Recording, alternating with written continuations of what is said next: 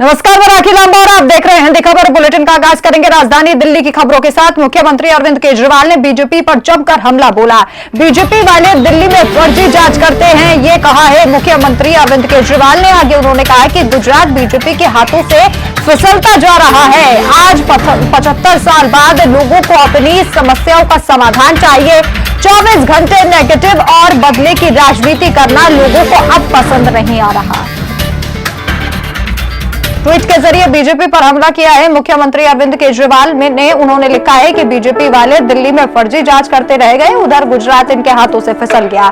आज 75 साल बाद लोगों को अपनी समस्याओं का समाधान चाहिए। लोगों में जबरदस्त बेचैनी है। 24 घंटे नेगेटिव और बदले की राजनीति करना लोगों को अब पसंद नहीं।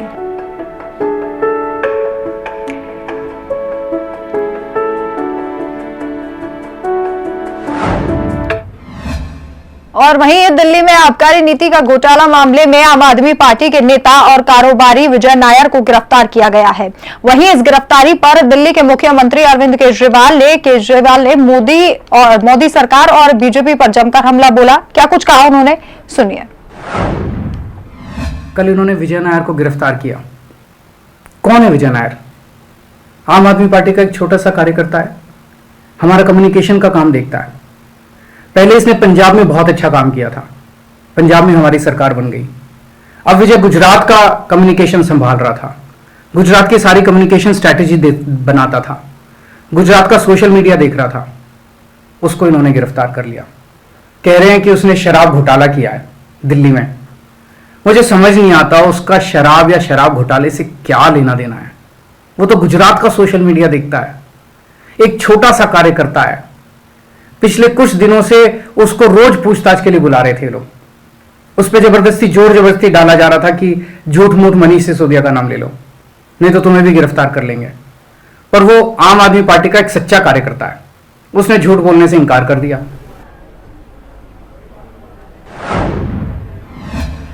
और दिल्ली से बड़ी जानकारी, कांग्रेस नेता दिग्विजय सिंह कल अपना नामांकन दाखिल करेंगे। कांग्रेस के अध्यक्ष पद के लिए दिग्विजय सिंह अपना नामांकन करेंगे। कांग्रेस के अध्यक्ष पद की रेस में शामिल है दिग्विजय सिंह का नाम।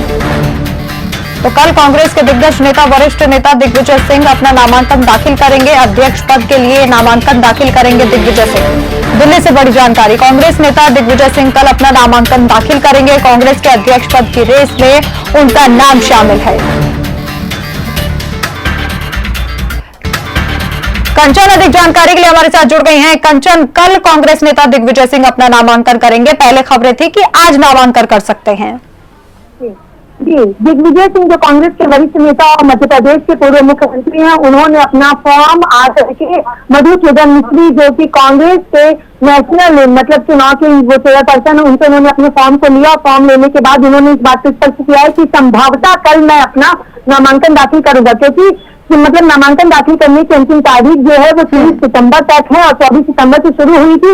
और फिलहाल इस वक्त मैं सोनिया गांधी के आवास के बाहर मौजूद हूँ। यहाँ पर राजस्थान के मुख्यमंत्री अशोक गहलोत और केसी वेणुगोपाल लगातार सोनिया गांधी से बैठक कर रहे हैं, क्योंकि राजस्थान की सियासत में जिस तरीके की हलचल देखने को मिली थी, उसके बाद अजय माकन ने निश्चित तौर पर सोनिया गांधी आलाकमान को अपनी रिपोर्ट सौंपी है। और उसके बाद अब अशोक गहलोत से उस रिपोर्ट के आधार पर आलाकमान के साथ बैठक हो रही है। और सचिन पायलट भी शाम तक आलाकमान यानी सोनिया गांधी से बैठक कर सकते हैं। लेकिन हाँ, इतना तो तय हो चुका है कि अब अध्यक्ष पद की रेस में दिग्विजय सिंह का भी नाम पूरी तरीके से शामिल है। वो अपने फॉर्म को ले चुके हैं और कल संभवतः अपना नामांकन भी दाखिल करेंगे कांग्रेस मुख्यालय में आकर के।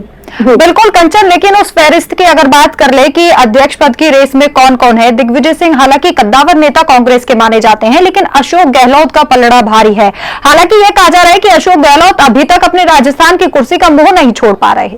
जी, जाहिर सी बात है, क्योंकि जिस तरीके से राजस्थान में गहलोत की सरकार बनी हुई है और लगातार गहलोत की सरकार को गिराने के लिए जितनी भी राजनीति हुई है, उसके बाद भी अशोक गहलोत ने अपनी कुर्सी को बचा के रखा है। तो कहीं ना कहीं अशोक गहलोत सीएम पद को छोड़ना नहीं चाहते हैं। लेकिन क्या वो अध्यक्ष का नामांकन दाखिल करेंगे या वो अपनी सीएम पद को छोड़ेंगे या नहीं छोड़ेंगे, इन सारी बातों को लेकर फिलहाल सोनिया गांधी के आवास के अंदर अभी बैठक चल रही है। इन सभी बिंदुओं को लेकर के चर्चा की जा रही है और अब जब बैठक खत्म होगी अशोक गहलोत की, उसके बाद ये बात पूरी तरीके से तय हो जाएगी क्या अशोक गहलोत, क्योंकि कल आखिरी दिन है नामांकन दाखिल करने का अध्यक्ष पद का, आज का दिन और कल के दिन को मिला के क्या अशोक गहलोत अपना नामांकन दाखिल करते हैं या नहीं। अगर अशोक गहलोत नामांकन दाखिल करते हैं अध्यक्ष पद को लेकर के, तो जाहिर सी बात है कि मतलब वो सीएम पद को, उसकी कुर्सी को छोड़ देंगे। और लेकिन अगर वो नामांकन दाखिल नहीं करते हैं तो इतना तो तय है कि सीएम अशोक गहलोत ही बने रहेंगे। देखिए, कांग्रेस आला कमान सोनिया गांधी के आवाज के बाहर की जो हलचल है वो पूरी तरीके से तेज होती हुई दिखाई दे रही है, क्योंकि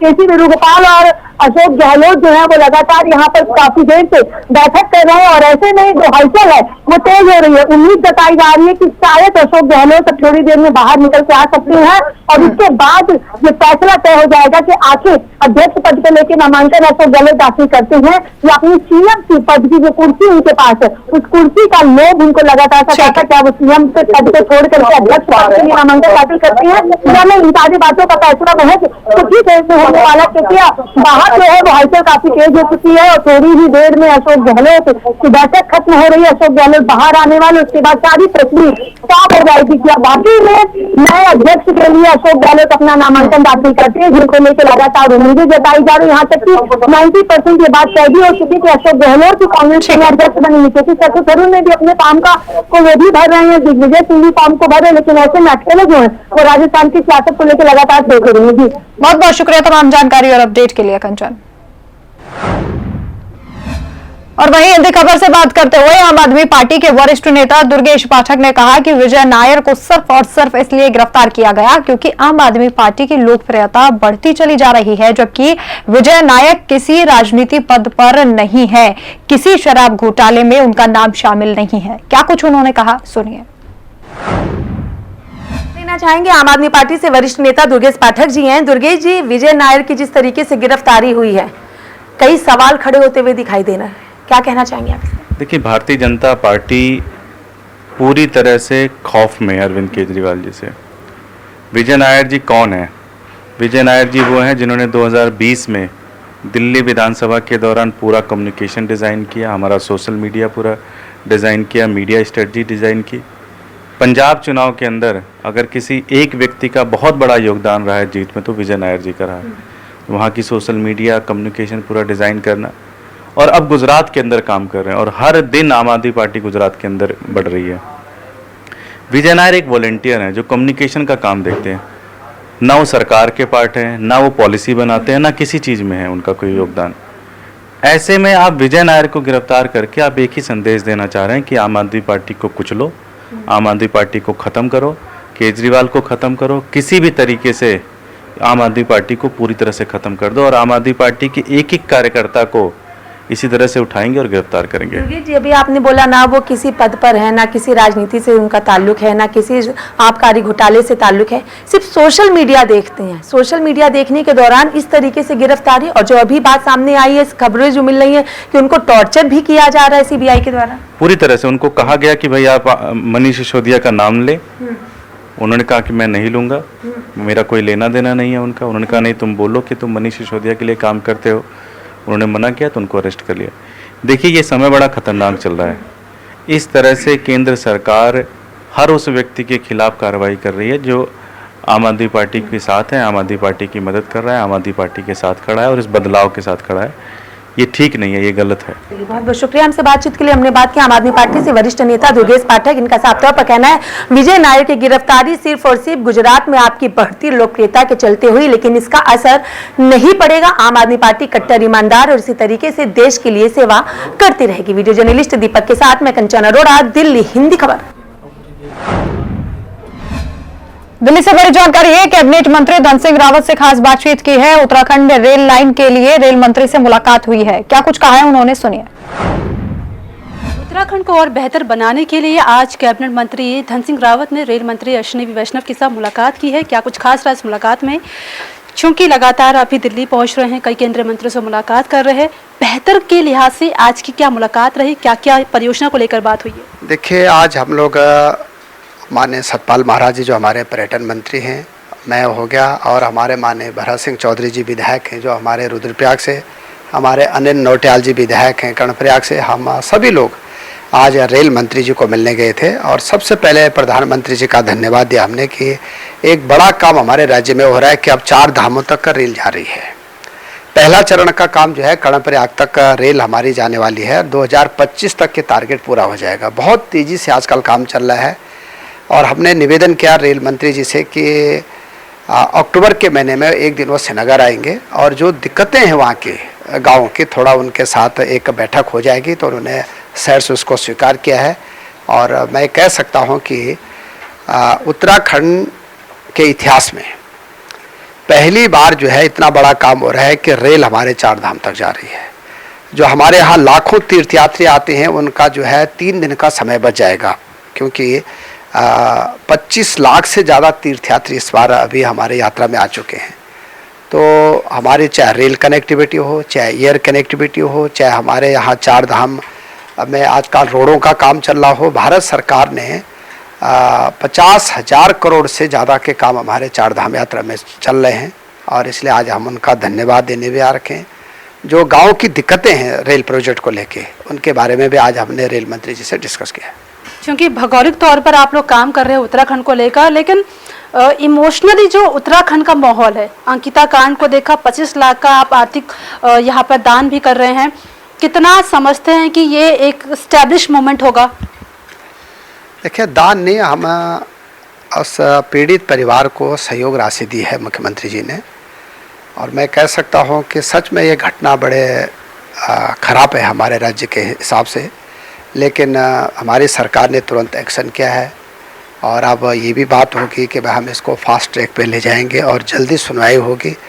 जो भी दोषी होंगे उनको किसी को बख्शा नहीं जाएगा, ये हमारी सरकार का स्पष्ट जो है मानना है और हमारे मुख्यमंत्री जी, हमारी सरकार रात दिन जो है इस पे काम कर रही है कि हम पीड़िता को जल्दी से जल्दी और उसको जो है पूरे राज्य में मैसेज आना चाहिए कि भाई कोई भी ऐसा अगर जघन्य अपराध किया करता है तो उसको हमारे राज्य में कोई जो है उसके लिए सीमा नहीं। बहुत शुक्रिया। धन सिंह रावत को सुन रहे थे। पटवारी व्यवस्था को खत्म करने के लिए भी लगातार सरकार काम कर रही है और इसी के लिहाज से आज उन्होंने केंद्रीय मंत्री से भी मुलाकात की है और उत्तराखंड में रेल को और बेहतर स्थिति में लाने के लिए लगातार काम भी कर रहे हैं। कैमरा पर्सन अजीत के साथ ओशी मंदोला, हिंदी खबर, दिल्ली।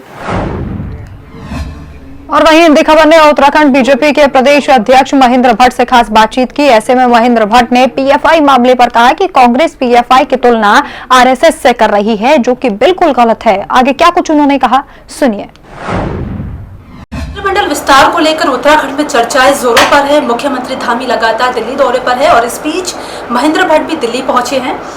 भट्ट साहब, क्योंकि लगातार दौरे हो रहे हैं, बैठकें हो रही हैं, 3 पद खाली है और चर्चाएं भी हैं कि आपने जिस तरीके से टीम का गठन किया था, एक्सपीरियंस और फ्रेशर को भी आपने मौका दिया था, अब जो 3 पद है इनमें आप किन-किन को मौका देने वाली आपकी सरकार? और ये भी कहा जा रहा है कि शायद प्रेमचंद्र अग्रवाल की छुट्टी होने वाली है।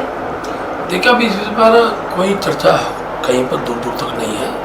ये ठीक है कि 3 पद रिक्त हैं। माननीय मुख्यमंत्री जी अपने केंद्रीय नेतृत्व से वार्ता करने के बाद और जब भी ऐसा आवश्यक लगेगा तो मंत्रिपरिषद का गठन करेंगे। किसी दिल्ली आना, मेरा आना, सीएम साहब का आना, इससे वो जोड़ना है कि मंत्रिपरिषद के अंदर कोई परिवर्तन होने वाला है या नए मंत्री बनने वाले हैं। ये ठीक है, 3 मंत्री नए बनने हैं, समय उसमें अभी लगेगा, लेकिन जब भी बनेगा सब आप सबके सम्मुख होगा। जब आपने अपनी टीम का गठन किया था तो आपकी जो टीम है उसमें महिलाओं को भी मौका मिला है, आपने एक्सपीरियंस के अलावा युवाओं को भी मौका दिया है, तो क्या समझे कि जो 3 पद खाली है इसमें आप लोग एक्सपीरियंस को ही मौका देंगे या कोई नई चेहरे देखने को मिल सकते हैं? संभावनाएं क्या है? देखिए, मंत्री पर हमारे सारे विभाग योग्य हैं और मंत्रिपरिषद का गठन होता है, सब प्रकार का विचार होता है। क्षेत्र का विकास होता है, जाति का विकास होता है, महिला का विकास होता है, विचार होता है, युवाओं के बारे में विचार होता है। तो सारा पक्ष है, लगभग हमारे अभी जो मंत्री बने सभी योग्यतम मंत्री हैं और अपना कार्य क्षेत्र में उनका अपना एक प्रभाव है। तो मैं कह सकता हूँ जब ये 3 मंत्री का विषय आएगा, जिस चर्चा होगी, तो हम सब विषयों पर ध्यान रखेंगे। तस्वीर कब तक साफ होगी, कब क्लियर होगा कि 3 पद भर लिए जाएंगे?